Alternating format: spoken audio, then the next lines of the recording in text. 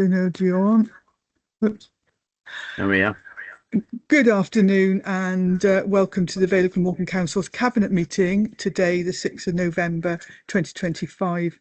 I'm Councillor Liz Burnett and Chair of the meeting as the leader of the Vale of Glamorgan Council and Cabinet Member for Performance and Resources. As usual, we're using the Council's hybrid platform, but not the usual one, which hence the slight delay in starting up today. The meeting is being live streamed and recorded and will be uploaded to the Vale of Glamorgan Council's website as soon as practicable after the meeting. To avoid any background noise or feedback, participants, whether in the chamber or joining online, should ensure their microphone is not activated when not speaking. Those online wishing to speak should raise their digital hand, and those in the chamber can raise their hand, their real hand. Chat function is used solely to highlight any technical issues or attract the attention of democratic service officers. We'll move on. I'm just going to check.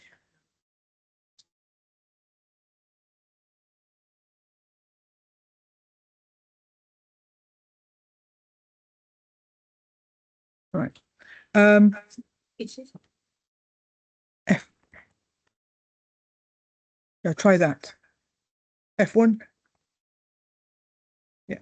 So for agenda item 1 is apologies for absence, and I have apologies from Councillor Brooks. I can see that everybody else is here, so that's okay. Agenda item 2 is minutes of the meeting held on the 16th of October 2025, and I'll move those as a true reflection. To have a seconder. I have 2 seconders, Councillor Perks and Councillor Birch, so I don't see any dissent from anybody on screen, so that's fine. Just move my papers around slightly so I can manage them.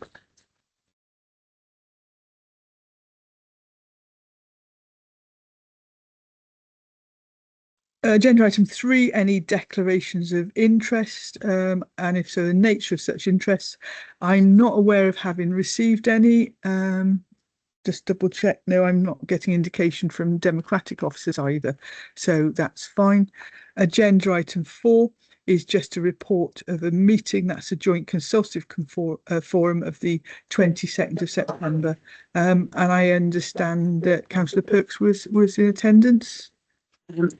Yes, Linda, I attended that meeting. It was a very interesting meeting with lots of different discussions, and some of the things that were on the agenda that day was the staff network updates, people strategy, and a reshaping programme as well that was discussed by both trade unions and council officers as well. Super, thank you.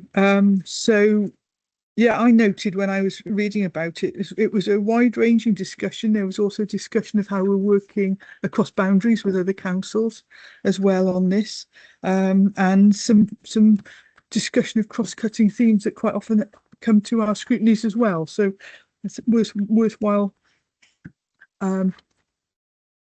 meeting. Am I assuming, therefore, Councillor Perks, that you're going to move we note? Yes, I'll move we note, not moat, move we note, leader. Thank you, and I'll second. That's great. And again, no dissent in the room or on screen. That's great. Moving on to agenda item 5, and that's strategic collaborative working initiatives update. This is a regular meeting that we get, sort of every 6 months on collaborative initiatives, and it's worth having a look at the appendix, because it runs to, hang on, I'm looking, I was thinking 6 pages, but no, actually it runs to 15 pages of collaborative activity, and they are not necessarily with our sort of next door neighbours from a local authority perspective. They're sometimes with third sector organisations, health, people across Wales. So that's how we work to our best ability moving forward. We discussed what happens to minutes as well of from initiatives where we sort of form joint bodies with other organisations, and we discussed that back on the 16th of October, didn't we? Saying that we were going to bring a quarterly report where we would bring all those minutes together for consideration.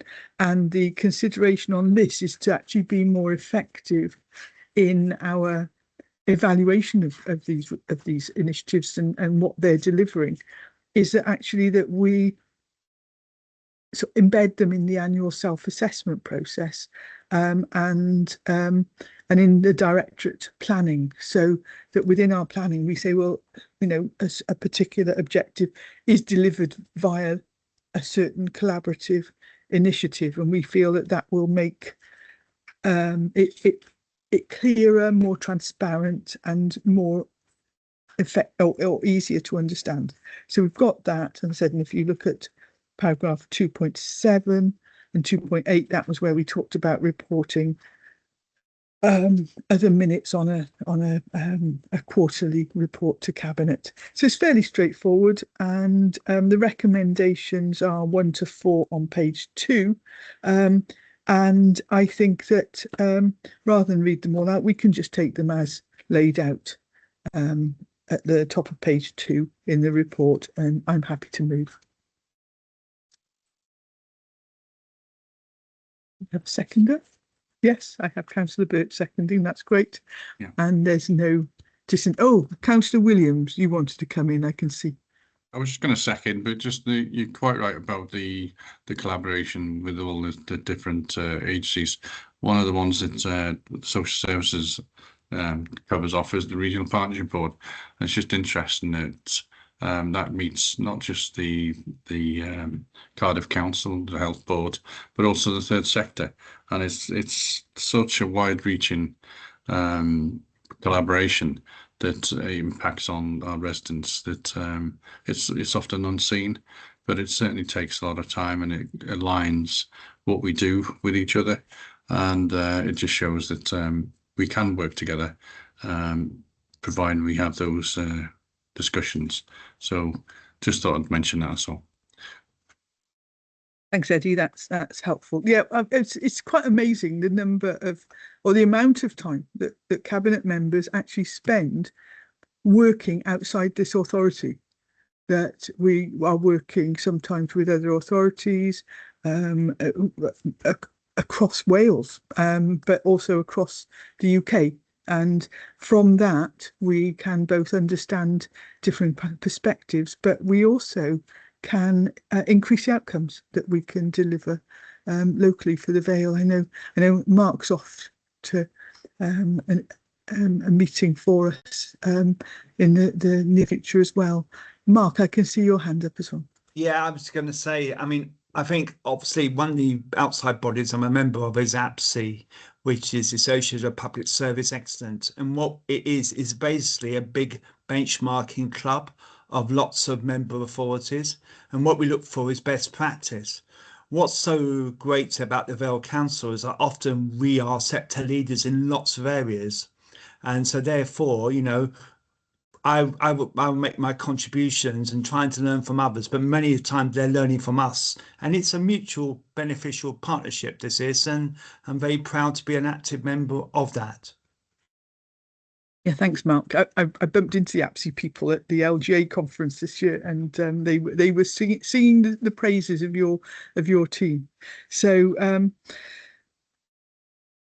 as I said, I've moved the motions. Councillor Birch has seconded them, and there is no dissent, so that's fine.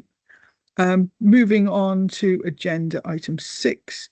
This actually deals with 2 reports that we've received. One is the Future Generations report, and the other one is an Audit Wales report. The Future Generations report is a statutory report, which the Future Generations Commissioner publishes every 5 years. The report was published back in April 2025. The Future Generations report has actually got 50 recommendations. So public bodies such as us have been asked to respond to the report, and this report before you is our response. It details the findings and recommendations within the report and what we say to that effect. The Audit Wales report is linked. It's entitled No Time to Lose, and it's lessons from our work under the Wellbeing of Future Generations Act. And it's actually quite interesting that a few weeks ago I was in Edinburgh, and I was at the Edinburgh Futures initiative, and they were talking about how we improve public services going forward. And actually an awful lot of what they were talking about was stuff that's already embedded in Wales through the Future Generations Act. So it's quite an interesting conversation. So the Audit Wales report was published in April 2025 as well, and that builds on audit work that they've undertaken with individual bodies. So in terms of our response, the council has said has been specifically asked to comment on the recommendations that are for public bodies and to indicate the status as below, and Appendix B details all of the recommendations, who they're for, and the appropriate statements. We recognise that some of the Future Generations report recommendations are more challenging than others, and actually, if you look at our responses, that's reflected in that some are, fairly straightforward, and we've done it, and that's fine. Some are going to be more difficult, and we continue to work with the Commissioner and his team, and also work collaboratively with our partners in the Public Service Board, and as Eddie's just mentioned, the Regional Partnership Board, to take forward our work. In the report and the response to the Future Generations report, we've taken the opportunity to highlight some areas where we're already making good progress, and that includes placemaking, and people will have seen the various place plans that are coming through at the moment. The real living wage, where we've recently become a real living wage accredited employer, restrictions on advertising, and the Vale food strategy. They're all examples of what can be achieved in partnership, and how we're delivering Vale 2030, our new 5-year plan, and our 5 wellbeing objectives. And those, I said, if we need reminding, creating great places to live, work and visit, respecting and celebrating the environment, giving everyone a good start in life, supporting and protecting those who need us, and being the best council we can. So the last time we had our peer panel assessment, and the recommendations from the panel helped to shape that Vale 2030 plan, and it strengthened our focus on working partnership. So we took the PPA recommendations seriously, and looked at how we can continue to improve, and that is also reflected in the appendix here in terms of the things we've done. As I said, I won't go through all of them, but I'm sure that that they make good reading. I think it's important. I mean, when we have new people starting in the council, we talk to them about what matters. We talk to them about our culture and what we're hoping to achieve. And it's important that we're proud of the progress we've made. But in being proud, we are also totally recognise where we are, and we're ambitious for the future, whilst being open about the challenges ahead and the importance of working together across the council. So this is a very interesting stake in the ground from those 2 reports. And we just have 3 recommendations before us at the top of page 2. And the first one is that Cabinet considers the findings and recommendations in the Future Generation Commissioner's report and approve the draft response as set out in Appendix A and Appendix B for submission to the Future Generations Commissioner. So Appendix A is the letter to the Commissioner, Appendix B is the table. The second recommendation, that Cabinet notes the finding and recommendations in the audit report, No Time to Lose, lessons from our work under the Wellbeing of Future Generations Act, and consider them alongside the Future Generations Commissioner's report and the draft response attached to Appendix A and Appendix B. And finally, that Cabinet endorses the proposal that this report is shared with the Public Services Board and all town and community councils in the Vale of Glamorgan, and I'm happy to move. And I have 2 seconds again, so Councillors Birch and Councillor Perks, whichever one gets written down first. So that's good. And then my final report is agenda item 7, and that's the Corporate Asset Management Plan Annual Update 2025. And you know, this is really opportune. Somebody wrote to me about some areas that they were concerned with and maybe had suggestions, etc. And I said, well, why don't you come in for a cup of tea and have a chat, because it was too complex to deal with back and forth with sort of email ping pong. And one of the things that they raised was about buildings. And we were sitting in my office in Civic, and they said, is this building still empty? Are people still working from home? And I said, well, no, they're not. I said, we have people that work flexibly where it is right for their jobs, for their business, but you won't find people who collect waste and recycling working from home. You won't find teachers working from home. You won't find care workers working from home. But what you will find is you'll find people working flexibly. It might be it's more convenient to start your day from home because your first appointment is closer to home. It might be that, you know, that there are other constraints that make it a lot easier. And then you can come in, you can work in a hot desking place, you can work in one of our other council buildings across the Vale, etc. And it's all to do with what's laid out in this report. Is a corporate management plan, and it's about asset management, and it's about making best use of our buildings. And so we are we've got a clear plan in terms of how we are going to use our assets effectively and efficiently to deliver the best. That's all part of our reshaping programme. And if you have a look at paragraph 1.5, that talks about the reshaping programme, and you know, we keep sort of going back over this and how we seek to be sort of leaner, more effective, and as I said, use our assets to best effect. The paragraph 2.5 talks about the council's reshaping programme, and that's to do with service transformation, economic resilience, our target operating model, which is about how we do things, becoming more digital to be more effective, and sustainable communities. Paragraph 2.7 is quite interesting because that starts to talk about some of the changes that we've made. And it's the different teams that have been moving into different buildings, different spaces, making best use of those.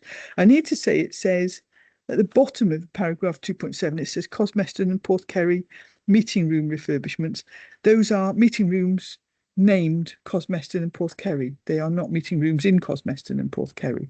So just in case anybody thought that they were in a country park, but we've got our meeting rooms named on different areas. That's the iFair programme, and so that's doing a lot of stuff, moving people around to best effect, and that means that before too long, as we move forward to renovate the docks office, that the people that are currently based there will be moving out. We've been looking at condition surveys, making sure that our buildings are in good condition, and so you can look at the suitability and sufficiency of assets, which are on the tables at the top of page 6 and 7, and then Appendix A is the corporate management plan action tracker annual update. So this is what we're seeking to do and what we've done, and a lot of that as well is to do with decarbonisation of our asset as well, so that we're making them more energy efficient, and where possible increasing solar panels, etc. into that. So I said it's a very useful update, and in some ways explains what we as an organisation are trying to do with our assets. The only recommendation that we have for this report is that Cabinet endorses the progress made against the target set by the 2023-28 Corporate Asset Management Plan, as described in this report, and Appendix A, which, as we've just said, was the action tracker. So I'm happy to move that. Councillor Birch got in first that time to second it, and everybody else is happy. Oh, Mark, I can see you've got your hand up. I also note that Gwyn, Councillor John has also come in before me. Oh, in which case, Councillor John, do you want to come in first? I'd missed that. Yes, thank you, Leader. I just want to update you on the Cabinet on page 7. Look for opportunities to dispose of surplus property. I refer to Objective 2, Item 3, and that is Stradlin Park, Lantern Major.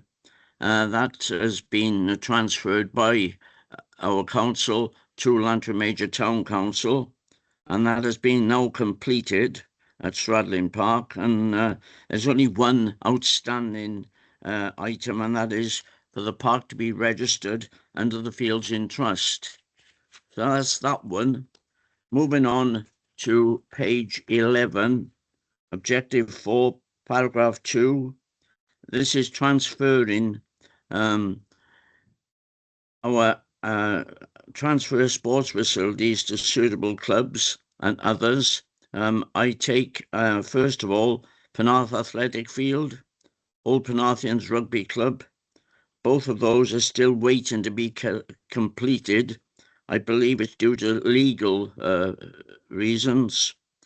Dinas Powys Seal Park, that's still awaiting to be completed with Dinas Powys Community Council. The good news is that Roos Bowling Club, that has been completed. Wick, again, the pavilion in Wick, that is being transferred well in advance. And the Colwinston one is the latest, and that is progressing. So things are moving in that direction. We've got to chase up now a couple of those to move them along quicker, and we're hoping that they will be completed in the next few months. Thank you.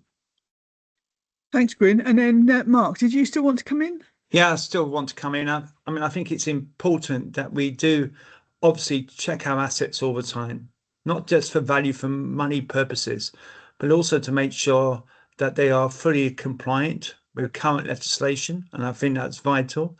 And we've got a superb compliance team within the Vale Glamorgan that do a really fantastic job. And, you know, and also making sure that people work at the right place, also at the right time, and maximise the time they're spent serving the residents of the Vale Glamorgan. And I think that is crucial here. And I think it's appropriateness, as you rightly said, Leader. You know, people who work in refuge, for example, can't work from home, but clearly what they do is appropriate, given the fact that they have to obviously go in vehicles, travel around, and trying to maximize their productivity, which I know they're superb at doing, because I know how lean and efficient we are as an organization in comparison with many other organizations. And, you know, and I think, you know, the people that do the job for us do a really good job under very many difficult circumstances. You think about the weather we've had recently, yet they're still doing it. And that's the relevant cabinet member. I'm hardly getting any complaints. In fact, I get many compliments about the people that help us and serve us. I know this week in particular, they've had a challenging time with pumpkins, but I know some pumpkins still are left to be collected, and I know they will in the next week or so. So, you know, well done to everybody. But obviously we are keeping targets on here and making sure, you know, that we use our resources as effectively as possible. Thank you, Mark. And I think actually it's worth mentioning that that's why a few months ago we brought the corporate landlord report, didn't we?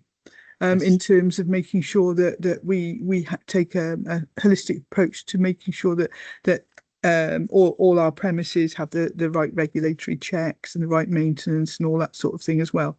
So that's great. So I've proposed it. It's been seconded. I can't see any dissent, so that's passed as well. Agenda item. Oh, hang on. I was just about to miss one there. Agenda item 8 is the Barry Town Centre Western Gateway update. This is actually the report of the deputy leader, who's cabinet member for sustainable places. So I'll take this one. And cabinet will be aware that this has come before us a few times. It's an ambitious scheme, but it's proving challenging to get it over the mark in some ways, because we know exactly what we want to deliver. And if we compromised on that, we could probably deliver faster, but that wouldn't necessarily be the right scheme. So what we're doing today is we're looking at the principle of taking the scheme further and ensuring that we've got relevant delegations in place. So looking at the original, I was saying the original cabinet minute, which was specific to this, was in June 2021, where we were looking at the Western Gateway. And that was when we were talking about phase 1, which was a proposed development on the Gladstone Road Bridge compound. And that was an apartment block for accommodation for older persons, with a health clinic below it, and that would replace Broad Street clinics. I think a lot of us, go past Broad Street and think maybe it's not the best, maybe we need new provisions, but as a local authority, that's not our remit. But that's why I said we're ambitious. We want to work towards providing facilities. So then once we'd provided a new clinic for Broad Street with older persons accommodation above, to develop the Broad Street clinic site then and do public realm enhancement to actually make that whole area more accessible at the bottom by the Gladstone Road roundabout and the Broad Street clinic area. So if paragraph 1.5 talks about the original proposals in terms of funding it, but in November 2024, a cost plan for the project was prepared, which showed that there was a shortfall on the health element of the clinic, and that's where difficult decisions come in. We could have delivered a straightforward housing scheme if we hadn't delivered the health, but we know how important having a health facility in the centre of the town is. So we looked at, okay, how could that work? And it became apparent that if we've got older people's accommodation above, we've got an extra care facility across the road, and we were looking to put a health clinic in, then if we could put in a health and social care hub rather than just purely health, that actually there were other opportunities available to make it work, and we could potentially create a much more collaborative model of social care and health, which would serve the people of Barry more effectively. So that's actually what we've got before us. And if you look at the key issues for consideration in paragraph 2 or section 2, paragraph 2.2 actually talks about the Cardiff and Vale population needs assessment. And it talks about older people, that's sort of 65 plus, account for an average of 19.7% of the population of the Vale. But we also know that we've actually got an unacceptable gap in healthy life expectancy across the Vale, and that there are things that we need to do to narrow that gap and to get that to stop. So paragraph 5, or section 5, goes through the financial considerations and how we propose now to make that work, and that's all laid out as well. And I think, I'm sure Eddie will probably come in on this afterwards, but it's the more we talked about it as a cabinet, the more we felt that we were not prepared to leave out a health facility, and we will do everything that we can to deliver that. Fortunately, I just had a meeting with the new chair of the health board confirmed, so I'll make sure that they are briefed on this as well. There are a lot of recommendations before us to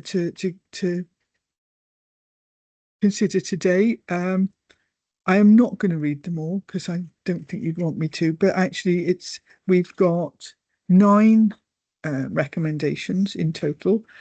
It's the complete page 3 and the top of page 4, and I'm very happy. The team have worked so hard on this to get this over the line, so I'm very happy to move those recommendations. And Rhiannon has won as well. She's seconding this. So I can't see any hands up at the moment. Did anybody want to comment? No, everyone's just smiling and staying quiet. Oh no, Eddie wanted to come in. Thanks. Well, you mentioned my name, so it'd be remiss of me not to respond. So, yes, the reason we're not coming back on it, Leader, is because it's a comprehensive report, and you've given a good overview of what this is about.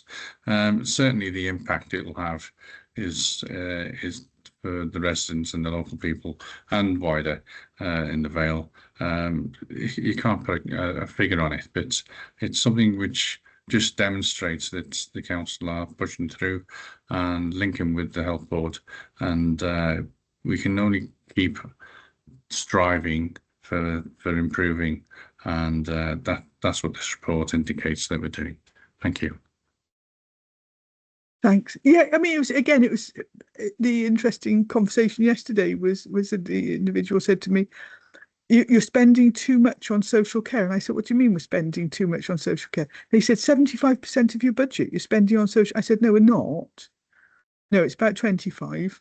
But then we got into conversation about prevention, and the more that we can do to help people to live longer, live healthier, active lives, enjoy their lives, be more independent, then actually we probably will spend less.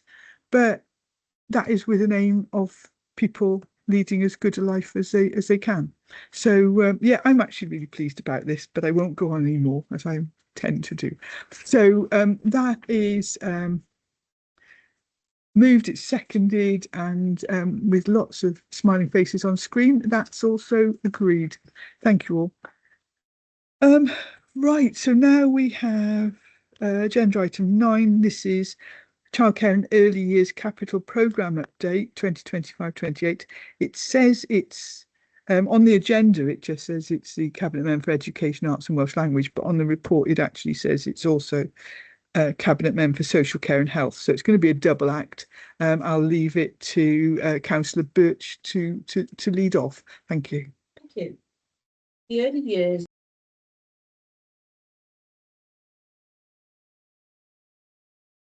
You've been muted, Rhiannon, sorry.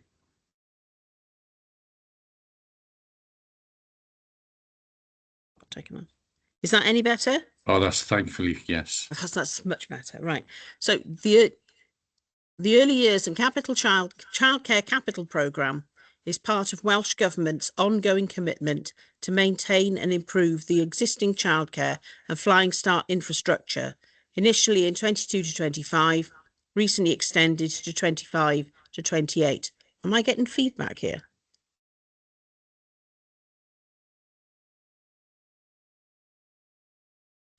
The main objectives of the capital programme are to ensure the childcare sector in Wales is strengthened and supports the programme for government's commitments to fund childcare for more families where parents are in education and training or on the edge of work, deliver a phased expansion of early years provision to include all 2-year-olds with a particular emphasis on strengthening Welsh medium provision, continue to support the flagship Flying Start programme.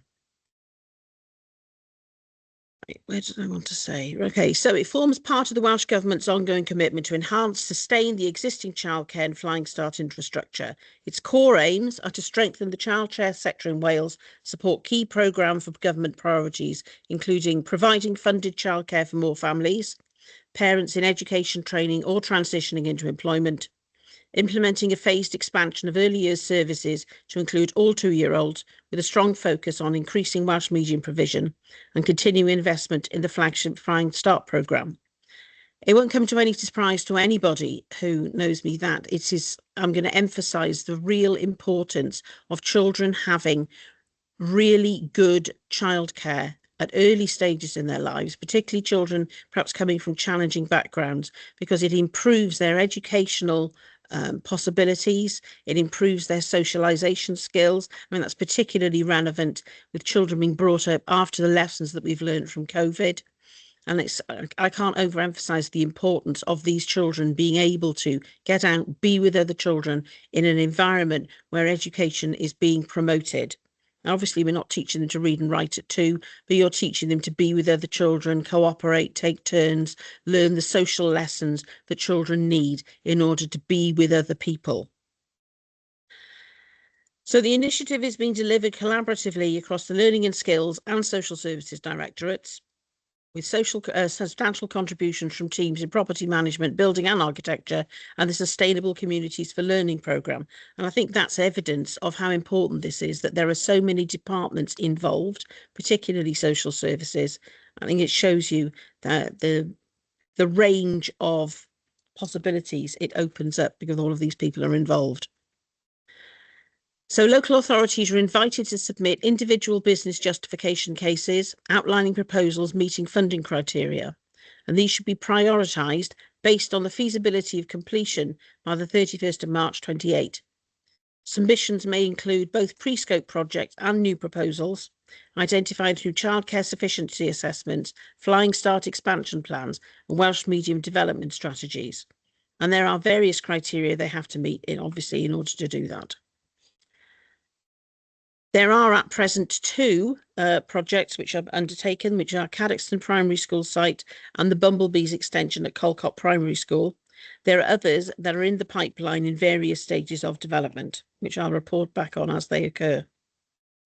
So the recommendations are that Cabinet provides permission to submit individual business justification cases to Welsh Government, highlighting the necessity to develop new childcare provision, along with supporting the expansion and or improvements to existing childcare provision in the Vale of Glamorgan. The delegated authority be granted to the Director of Learning and Skills in consultation with the Executive Leader and Cabinet Member for Education, the Chief Executive, Head of Finance, Section 151 Officer, and the Monitoring Officer, Head of Legal and Democratic, to improve the use of the Capital Programme Fund allocation for early years and childcare-led projects. That the Director of Learning and Skills, in consultation with the Head of Finance, Section 151 Officer, and the Monitoring Officer, Head of Legal and Democratic, be authorised to negotiate terms and conditions for the appointment of third-party suppliers or providers for early years and childcare-led projects. That the Monitoring Officer, Head of Legal and Democratic, in consultation with the Head of Finance, Section 151 Officer, be authorised to prepare, complete and execute the required legal documentation to enable third-party suppliers or providers to be appointed for early years and childcare-led projects. And that delegated authority be granted to the Monitoring Officer, Head of Legal and Democratic, to prepare, complete and execute the required legal documentation with third parties. I'd like to move the recommendations. I'd like to second if I can. Thank you. And seeing as you've got your hand up, are you next to speak? Yes, thank you. Thank you, Leader. Rhiannon's explained it in, concisely, and the impact that this has on the families and the children. Again, it's one of those, it's behind the scenes, but it makes an impact early on in their lives, and the difference it can make to the trajectory of individuals. If we could trace back a lot of the work, particularly with the Flying Start program, you can see it's not just the young people and the childcare provision, but it's the families, parents and kids, grandparents, and all those that are involved. It's wide reaching, and I can't stress enough that this wouldn't happen without Welsh Government funding. It's the impact that this can have. It meets a specific need, but it makes a big difference early on so it's that prevention, which we talked about, and also the collaboration that we utilize third parties. We're not the experts in everything, although we do have a active expertise, but I suppose it's the capacity as well. And so that's where we can bring in these other partners to provide this particular piece of work. Thank you. Thanks, Eddie. And I can see that Ruba's got her hand up as well. So over to you, Ruba. Yes, just quickly, really, just 3 points, really. So firstly, this is a really essential part of any prevention strategy that we have, as a nation and definitely as a local authority. So I wholeheartedly support this. Childcare should be, am I getting feedback? I can hear feedback. I'm really sorry. No? Okay.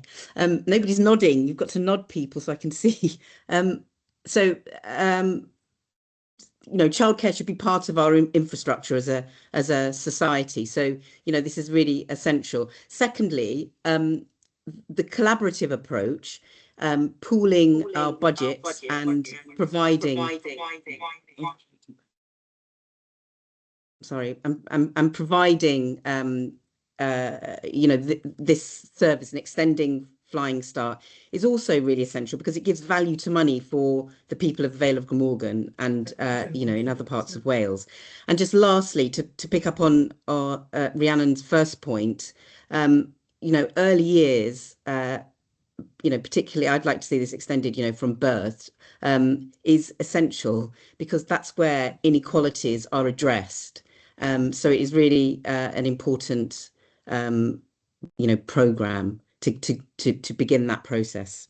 Thank you, and I apologise for the feedback. I have no idea what that was about.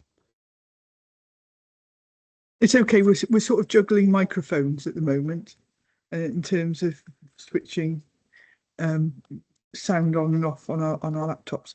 So that's great. That's been moved by Councillor Birch, seconded by Councillor Williams, and everyone else is in agreement. So that's passed. Thank you. And then you can't step back, Ruba.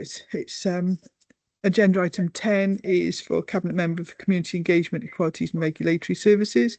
And that's over to you for relation to the Vale Glamorgan Replacement Local Development Plan. Over to you. Yes, thank you, Leader. So Cabinet will recall that earlier in May, I brought a report to seek approval to consult on 3 potential housing sites in the Barry area as part of the RLDP. Cabinet members will recall that the preferred strategy for our replacement local development plan identified a site in northeast Barry as one of the 5 key sites to deliver new housing. But due to concerns about the deliverability of that site, of the northeast Barry site, we've had to consider alternative sites. So that was the subject of this consultation. And 3 sites were identified as part of the consultation: land at Northwest Barry, land at Neptune Road, at Barry Waterfront, and land at Hayes Point, the Bendricks.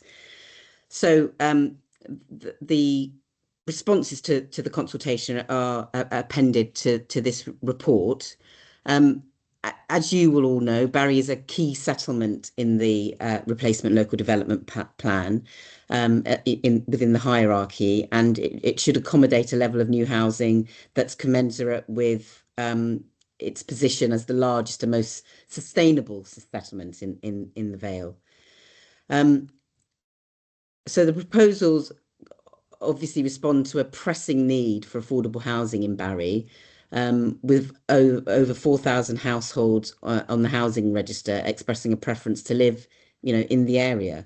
So the 3 sites are expected to deliver 223 affordable homes, which will contribute significantly to local need.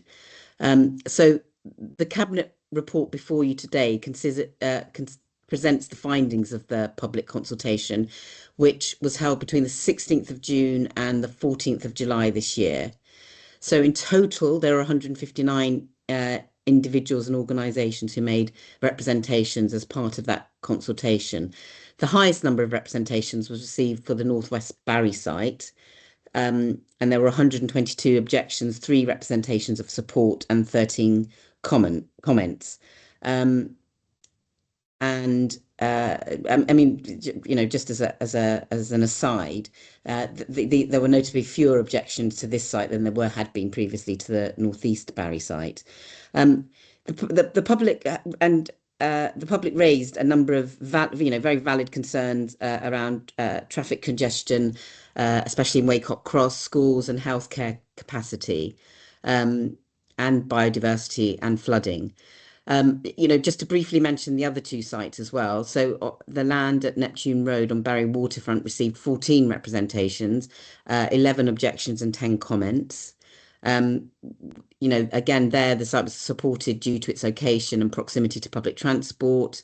But again, concerns were raised about traffic congestion and infrastructure capacity. And the 3rd site at the Bendricks received 10 representations of support, 14 comments and 27 objections. And again, there were a mixture of comments made to that. I would just emphasize at this point that embedded in the replacement local development plan strategy is the principle of mitigation. So all strategic housing sites that are identified as having a material impact, for example, on Waycock roundabout, or indeed on any other part of the Vales network, will be required to contribute towards appropriate highway and sustainable transport improvements. But it's important to emphasize also that the allocation of the RLDP does not remove the need for further scrutiny. So all sites will still be required to secure planning permission at the appropriate time, and each of those planning proposals will need to be supported by detailed transport assessments and so on to evaluate the site and specific impacts. So I do want to assure people listening today that will be part of that is a continuing part of our consideration for the replacement local development plan. So the report itself considered the report of the public consultation has been prepared and is at Appendix 1 to this report, and just as looking to the future, the deposit plan will then set out what measures will be necessary for development and acceptable in planning terms, and at the planning application stage. So there'll be a Section 106 agreement in place to ensure that any necessary mitigation measures are delivered. So if I move to the recommendations, there are 3 recommendations. Firstly, that the contents of the report are noted. Secondly, that the use of urgent decision procedure as set out in section 15.14 of the Council's Constitution be agreed to allow the report to be considered by the Place Scrutiny Committee on the 18th of November. And thirdly, and lastly, that the Cabinet refers this report to the Place Scrutiny Committee for their consideration on the 18th of November. And following their consideration, the Place Scrutiny Committee refers any recommendations back to Cabinet, which hopefully will be the 20th of November's Cabinet, for their final consideration prior to Cabinet referring this report with recommendations of the Place Scrutiny Committee and Cabinet's responses to full Council on the 1st of December for consideration and approval.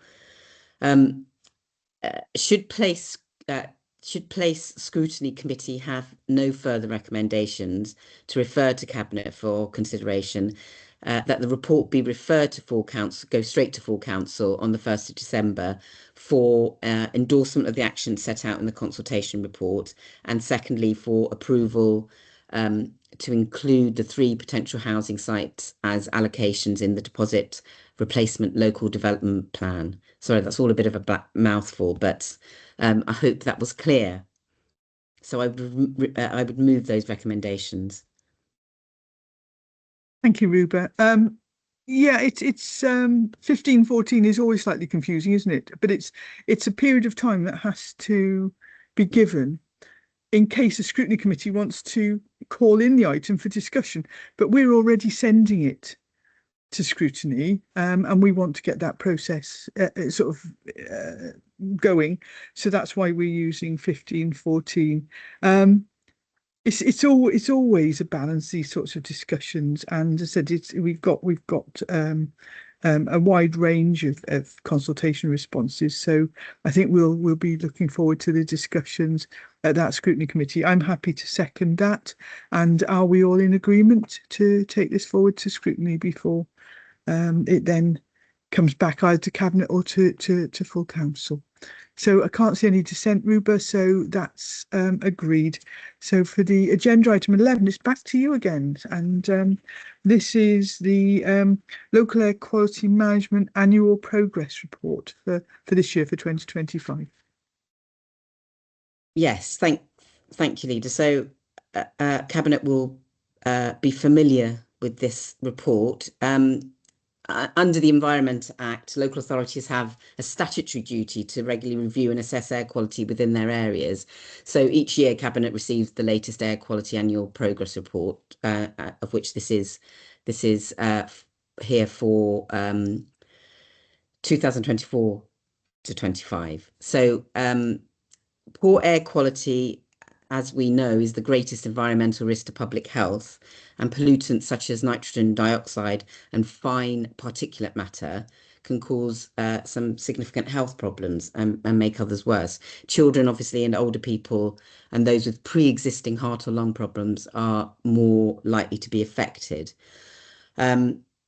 So this report and the full report is again Appendix 1, outlines the actual readings that we've taken of nitrogen oxide and particulate matter.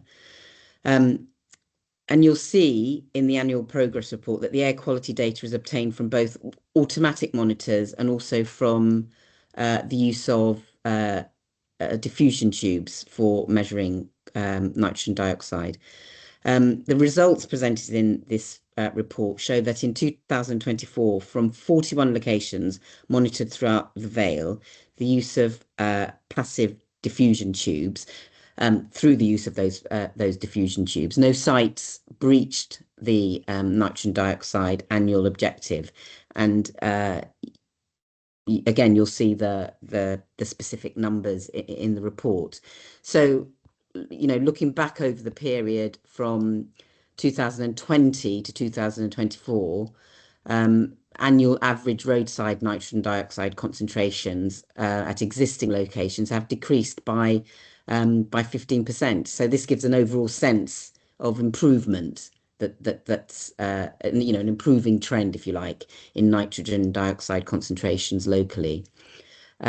So, and just to say finally that officers from shared regulatory services review the locations of the diffusion tubes on an annual basis using a risk-based approach following government guidance, and so they'll determine the need for any new monitoring locations the following year.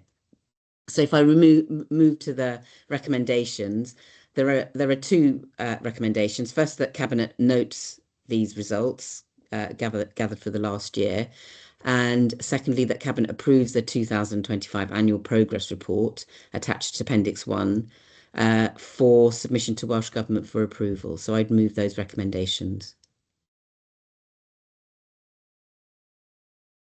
Thank you, Ruba, and happy to second those. That's good news that of the improving quality, air quality. So everyone looks content, no hands up, so that's agreed as well. I don't have any urgent items today, and I don't have any part 2 items.